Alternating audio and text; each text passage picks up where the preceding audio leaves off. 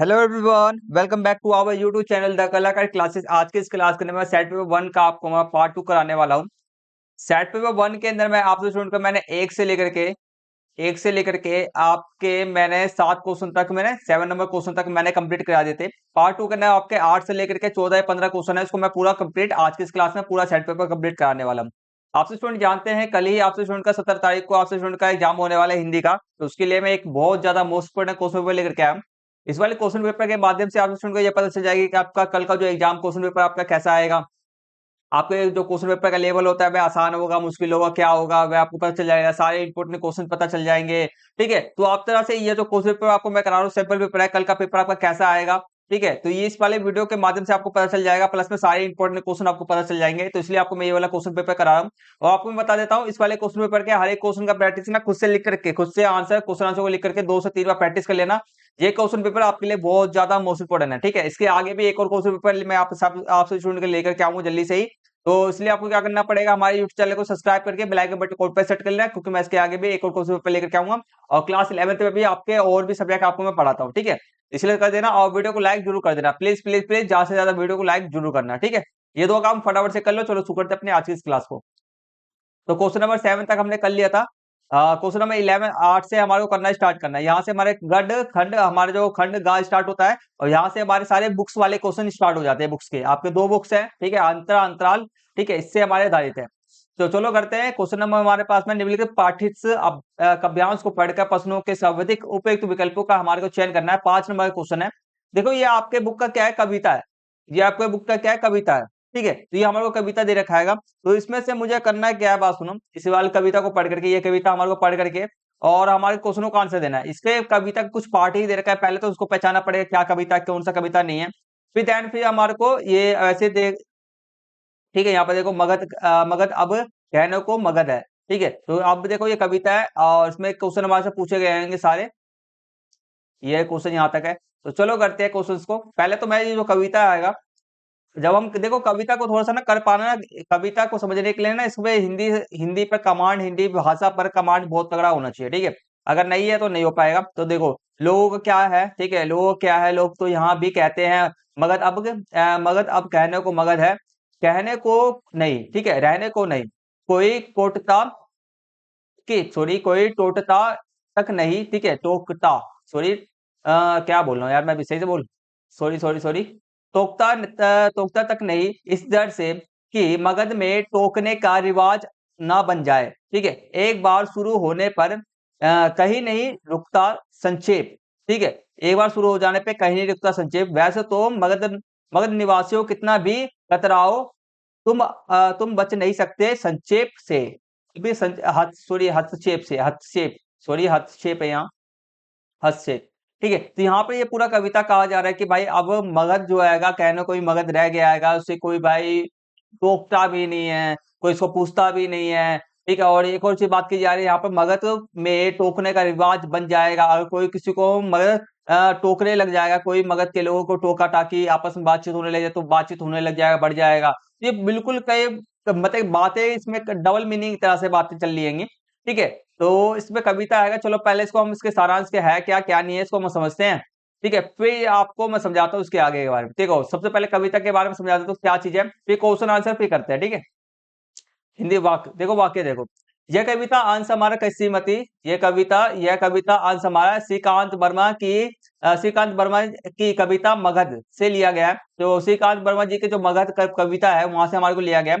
इसका भावार्थ हमारा जो अर्थ है देखो, कविता कहता है कि लोग आज मगध को केवल नाम के लिए ही मगध कहते हैं। क्या कहते हैं, केवल मगध को। मगध हमारे जानते हो, सबसे पहले बताओ कौन मगध, क्या चीज की बात की जा रही है हमारे यहाँ पर। जो हमारे कौन से मगध सबसे क्या नाम है, 16 महाजनपद थे। 16 महाजनपद थे, तो मैं एक महाजनपद 16 में से सबसे प्रथम पहले सबसे प्रभावशाली मगध जनपद कौन था, हमारा मगध ही था। ठीक है, तो चंद्रगुप्त मौर्य जी वहां पर थे। एंड ये बहुत ज्यादा फेमस मगध था, महाजनपद था बहुत ज्यादा। तो यहीं पे बात किया जा रहा है आगे, वहां रहना, ठीक है, वहां रहना अब संभव नहीं रहा। स्थिति इतनी खराब है कि कोई भी वहां रुकने व टोकने की हिम्मत नहीं करता। लोगों को डर है कि अगर वह, ठीक है, अगर उन्होंने सवाल उठाना या विद्रोह, ठीक है, विद्रोह करना शुरू कर दिया तो यह परंपरा बन जाएगी। ठीक है, आगे पढ़ते हैं। कविता कवि कहते हैं, कवि आगे कहता है कि जब एक बार अन्याय के खिलाफ आवाज उठनी शुरू हो जाती है, तो उसे रोका नहीं जा सकता। इसलिए मगध के शासक और व्यवस्था चाहते हैं कि लोग चुप रहें, लेकिन कवि, ठीक है, कवि स्पष्ट करता है कि चाहे मगधवासी कितने भी प्रयास कर ले, वह इस हस्तक्षेप यानी बदलाव व द्रोह की प्रक्रिया से बच नहीं सकते। ठीक है, निक्षेप पर समझो क्या कहना चाहता है कहानी। ठीक है, निक्षेप पर समझो, यदि यह कविता तानाशाही, डर और चुप्पी पर आधारित सत्ता व्यवस्था की आलोचना करती है और यह बताती है कि परिवर्तन और जन विद्रोह अंततः आवश्यक होता है। देखो, कहने का मतलब कि यहाँ पर जो कविता मगध के अंदर में एक ऐसे शासन व्यवस्था की बात की जा रही है जहां पर लोगों पे क्या किया जाता है, शासन किया जाता है। लोगों को एकदम चुप करा के जहां जा रहा है वहां पर लोगों को बोलता है भाई तुम चुपचाप से रहो। उसको लोगों को अपने आवाज उठाने देते ही नहीं है, दबा देते हैं। जो भी आवाज उठाता है उसको आवाज को दबा दिया जाता है, मतलब कि उनके साथ में अन्याय किया जा रहा है, बिल्कुल ठीक है, अन्याय किया जा रहा है।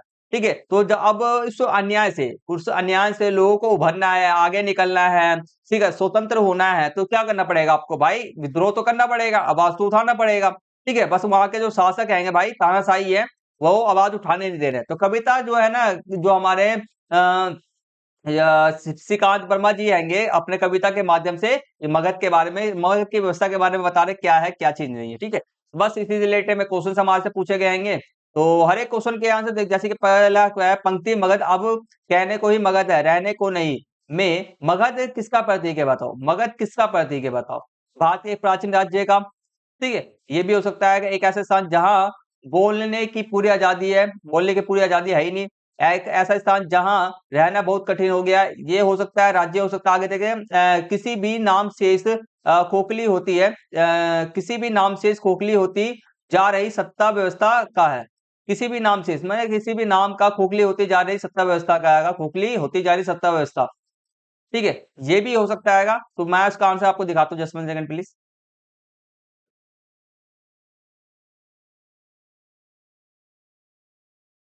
ठीक है, इसका राइट आंसर पहले, जो हमारा राइट आंसर पहला आएगा, देखो, मगध किसी भी नाम, ठीक है, नामवाचक खोखली होती जा रही सत्ता व्यवस्था का प्रतीक है। ठीक है, तो मतलब यहाँ पे जो मगध का बात की जा क्या क्या जा रहा है, मगध किसका प्रतीक प्रतीक बताना है हमारे को, यहाँ पे बताना था।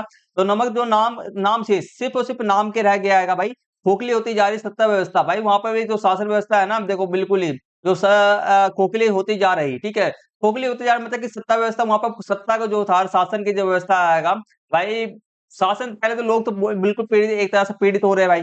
ठीक है, प्लस में वहां पर तानाशाही चल रहा है, तो मतलब वहां का जो शासन व्यवस्था है बिल्कुल खराब होता जा रहा है। लोग कभी ना कभी तो वहां पर क्या करेंगे भाई, अपना प्रोटेक्ट तो करेंगे ही करेंगे।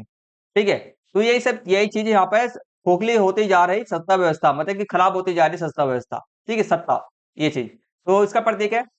बाकी सब क्वेश्चन से क्वेश्चन दिखा देता हूँ मैं। देखो, मैं तो ये बोलना चाहता हूँ, आपको मैंने पूरा समझा दिया है, आप खुद से भी कर सकते हो इन सब क्वेश्चनों का आंसर। ठीक है, तो मैं सारे क्वेश्चन दिखा देता हूँ आपको, सारे आंसर दिखा देता हूँ आपको, प्रैक्टिस आप खुद से कर लेना।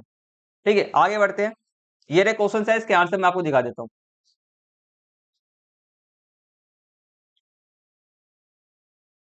ओके, आगे बढ़ते हैं।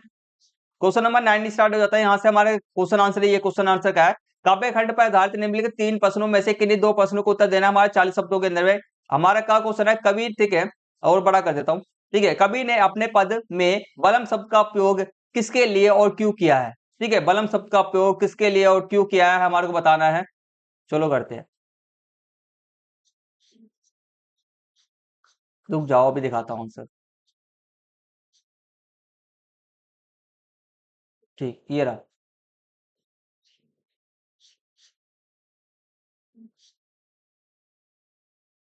ये रहा, देखो, कबीर ने, ठीक है, कबीर नहीं था, कबीर जी ने अपने पदों में बलम शब्द का प्रयोग परमात्मा या ईश्वर के लिए किया है। ठीक है, और क्योंकि वह स्वयं को उनकी विहारिणी, ठीक है, विहारिणी पत्नी मानते हैं, मतलब विहारिणी भाई उनको पत्नी मानते हैं खुद की, बताओ, भगवान जी को पति मानते हैं अपना। ठीक है, तो मानते हैं, और परमात्मा को अपने पति या प्रेमी मानते हैं। इस रूपक के माध्यम से वह आत्मा, ठीक है, आत्मा और परमात्मा के बीच के गहरे प्रेम और मिलन की तीव्र इच्छा को व्यक्त करते हैं, जहां आत्मा अपने प्रियतम परमात्मा से मिलने के लिए व्याकुल है।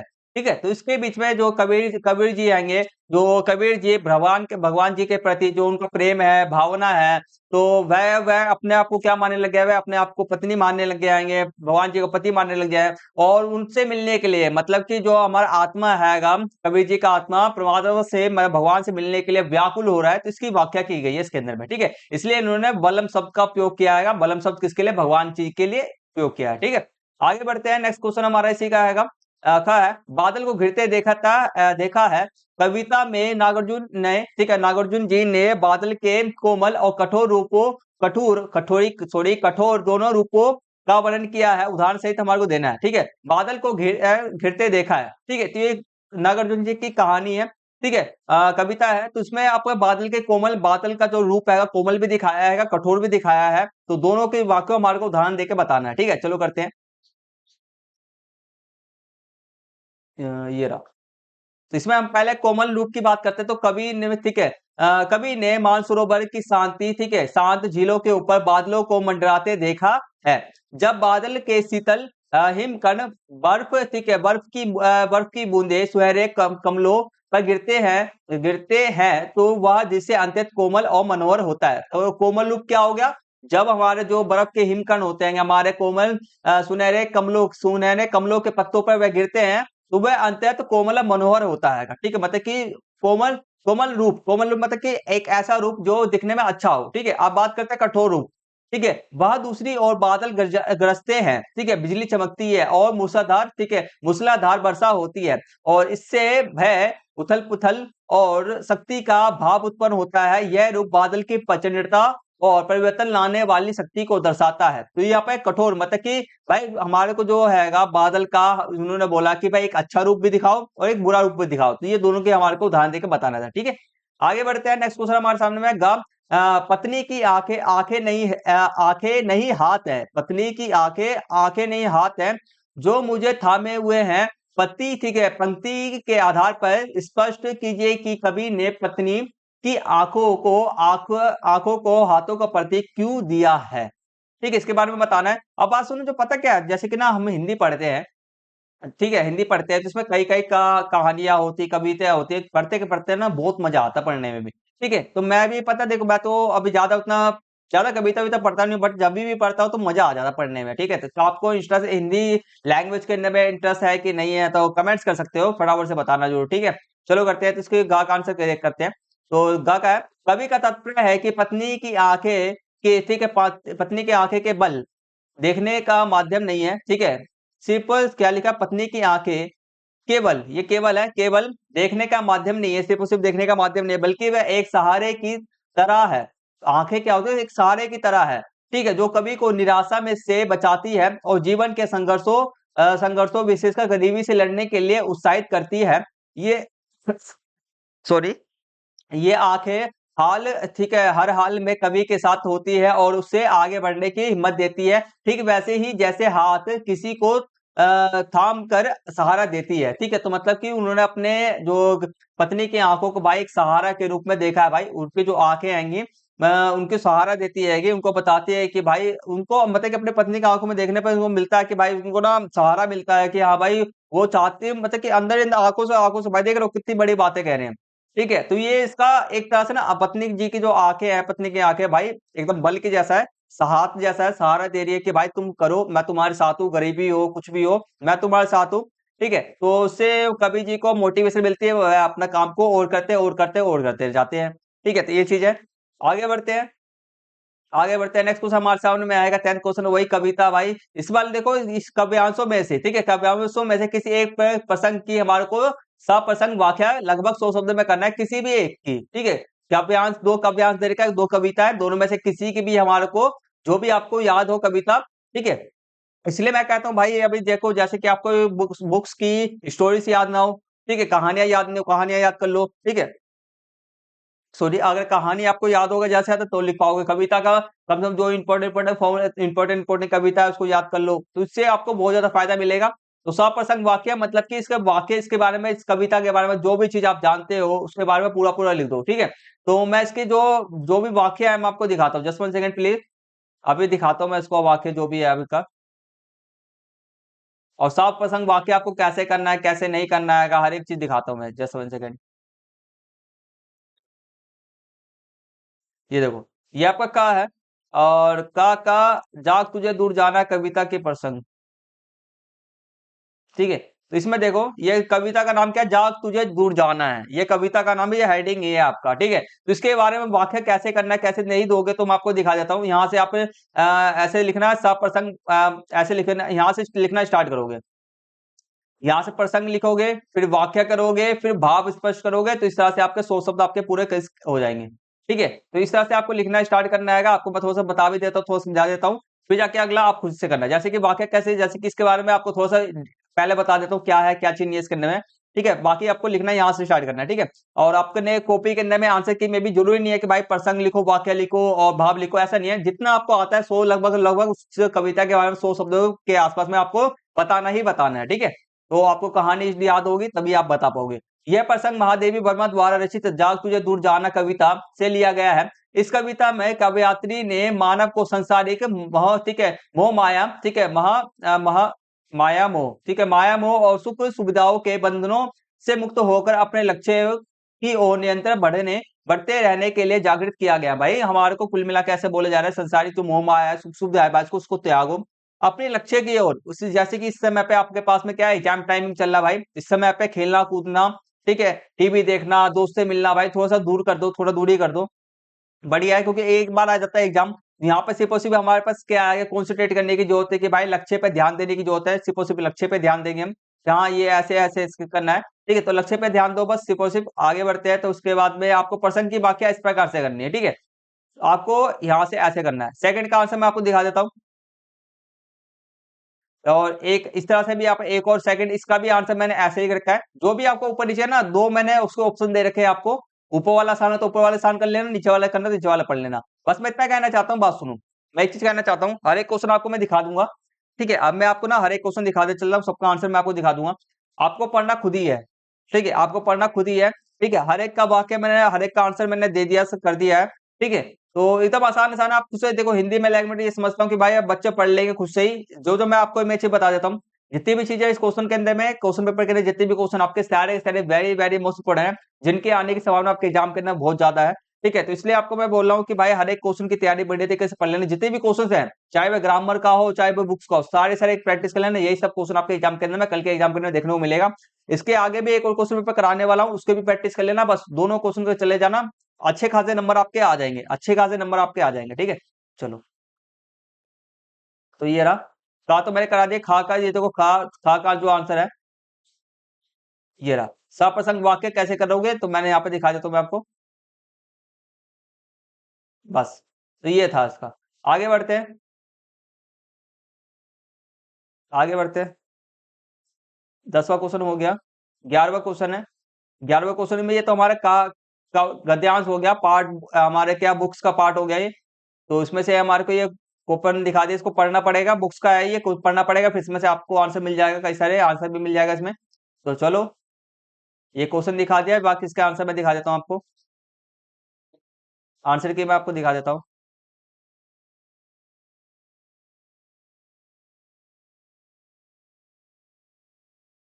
ये रहा 11वें क्वेश्चन का आंसर देख लो।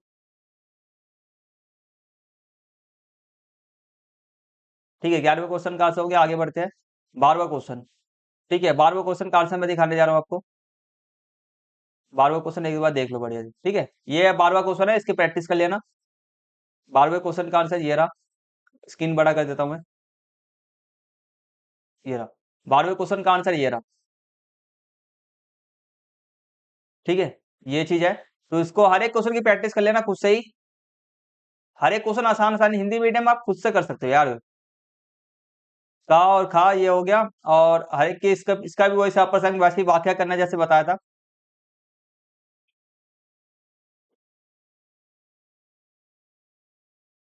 ये रहा, खा का पहले पहले खा का वाक्य कर रखे हैं हमने, तो ये देख लो।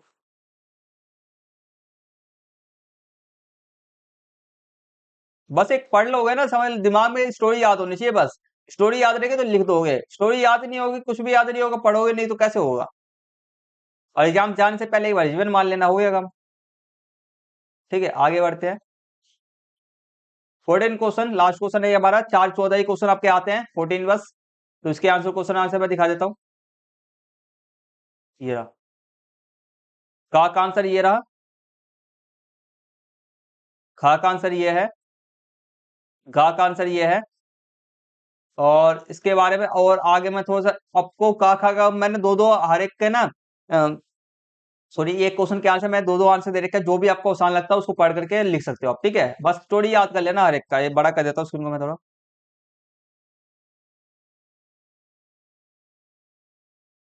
ये खा का आंसर है